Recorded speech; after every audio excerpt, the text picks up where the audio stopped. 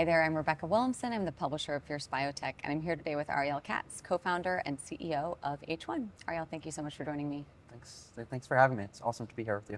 So to kick us off, why don't you share with us what are the latest AI changes happening in clinical trials? I cannot count how many AI in drug discovery and clinical trial companies come on my LinkedIn feed every day with different names, and I don't know if anyone can keep up with it, but they really break into a few different categories. There's the ones that are tackling like the drug discovery.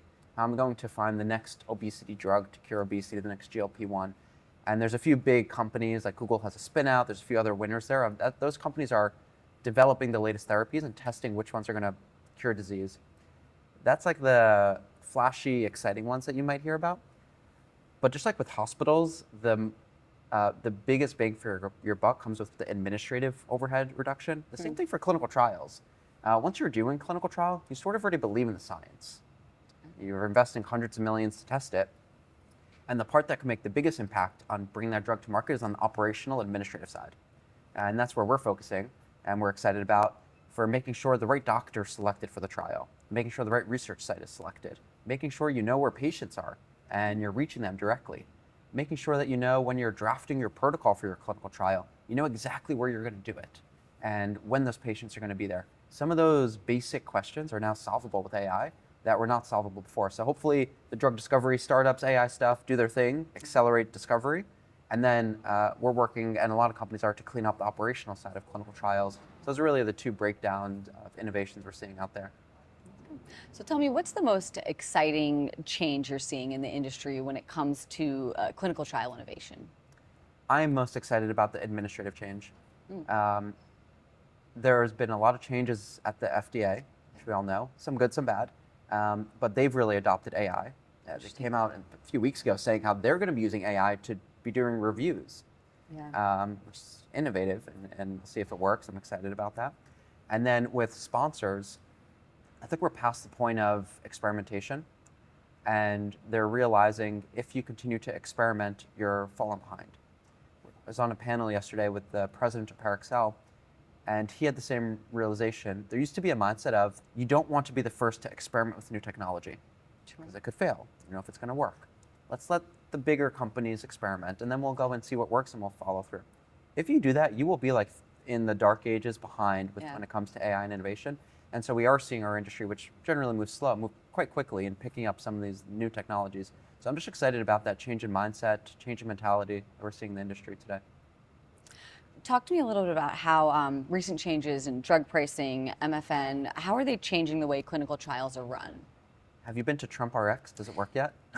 I think I went in a few days ago. It didn't work yet. Not yet. I haven't been yet. No. I see all the press releases with new companies joining it, but I don't think it works just yet. But I think it's going to work at some point. That's right, I don't know if there's a new president. Will it change or not? Is it always Trump RX? Those are some of the things I was thinking about.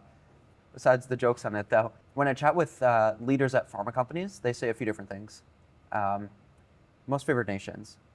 That basically means America's going to price their drugs at the rough average between what other peer countries would price it at. So it was Germany, France, Japan, Spain, etc. That's one way to interpret it. If that happens, a few things are going to occur. Pharma companies are not going to launch drugs in certain countries that are going to have lower prices, which is not a great outcome for some of those people in those countries. Because if you take the average, you don't want someone weighing down the average. So they're quite literally going to not do clinical trials there. It's going to change where clinical trials take place. Not charge for the drugs there and give it away for free. It's not priced, or take the hit. And I'm actually hearing more likely to give it away for free or not do studies there when I speak to top 20 pharma companies. That's one side to it. It's like the dark side that nobody talks about. Americans get cheaper drugs, but other countries get no drugs. That could help with patients that need it. The other side to it is, and this really comes not from MFN, but comes from the IRA. You're going to be picking drugs that fit certain criteria, small molecule, large molecule, and so regulation is going to change the way that you think about trials, where with Keytruda, came out with one indication, and then another indication, and then another indication, and then another one, and that's gone. And now you need to do concurrent studies for a drug that tackles multiple indications and come out with multiple indications on label first. And so we're seeing all these operational changes occur due to regulatory changes, some good and some bad. But it's just interesting. Our products are used to determine where should you do your clinical trial globally, and that is changing before our eyes due to MFN, for better or for worse. Cheaper drugs in America, less drugs access to the world. So talk to me about MFN and the impact on medical affairs and commercial. For commercial, imagine getting drugs for free or not available in your country. We're in America today, but that is what the world's going to experience. And I don't know how public that, nobody's talking about that. But if you talk behind closed doors, in boardrooms, in top 20 pharma companies, that is what they're talking about. And I've even spoken to some companies that say, our drug is being sold there now for $15 a pop. How do we give it away for free so it doesn't take down our drug price in America? Because you're not charging for it at that point. And can you do that? We're not going to launch drugs in certain countries. And so it's just all going to be changing over the next few years. And this is the byproduct. All you see is announcements of cheaper GLPs in America, cheaper oncology drugs in America. And what you're not hearing is, hey guys, that means no drugs available in Germany. Not Germany, but other countries around the world. Sure. And so those are just some of the changes. And it's completely changing the way that life science companies think about commercializing drugs and where they're commercializing it.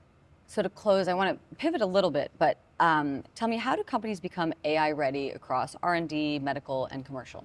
We even struggle with this in our own company. How do you know which AI tool to use? It's a journey. As humans, we all struggle with it. Yeah. GPT 4.1, 5.2, yeah. Gemini something, 3.6.